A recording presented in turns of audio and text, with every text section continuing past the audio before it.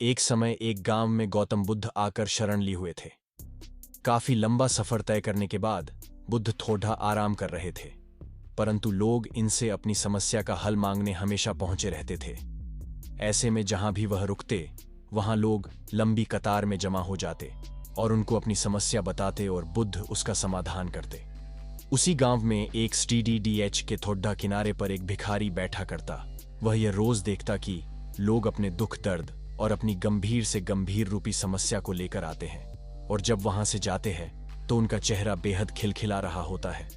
वे मुस्कुरा रहे होते हैं और नए जोश के साथ भरे दिखते हैं। भिखारी के मन में यह विचार आया कि क्यों न वह भी बुद्ध के पास जाए, उन्हें अपना हाल कह सुनाए, परंतु वह डरता था। इसके बाद एक दिन गहरे चिंतन के बाद वह भिखारी बुद्ध के पास गया। लोग लंबी लाइन में खड़े रहते और एक एक कर अपनी समस्या का समाधान लेकर वहां से चले जाते। ऐसे में गौतम बुद्ध के चेहरे पर सदा मुस्कान रहती और वे हमेशा इसी तरह समस्या का हल बताते। भिखारी भी जब उनके पास पहुंचा तो उन्हें प्रणाम करता हुआ बोला, हे भगवान, इस जगह पर सारे लोग खुश व समृद्ध हैं, पर मैंने तो ऐसा कुछ नहीं करा जिससे मेरे को जीवन का दुख झेलना पड़ रहा है। फिर मैं इतना गरीब और निर्धन व्यक्ति क्यों हूं? इस पर बुद्ध बोले, तुम गरीब और निर्धन इसलिए हो क्योंकि तुमने आज तक सिर्फ मांगा है, किसी को कुछ दिया नहीं है।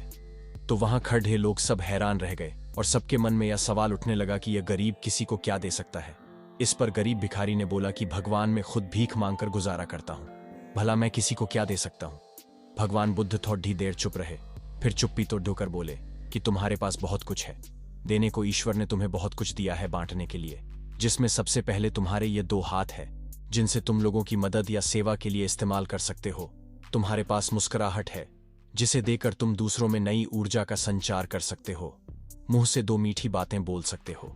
ईश्वर ने जिसको यह 3 चीजें दी हैं, उसको कभी कोई निर्धन और दुखी नहीं कर सकता है। निर्धन होने का विचार तो सिर्फ हमारे मन में पनपता है। यह एक सिर्फ भ्रम है जिससे तुम्हें उभरना चाहिए और अपनी जिंदगी की नई शुरुआत करनी चाहिए।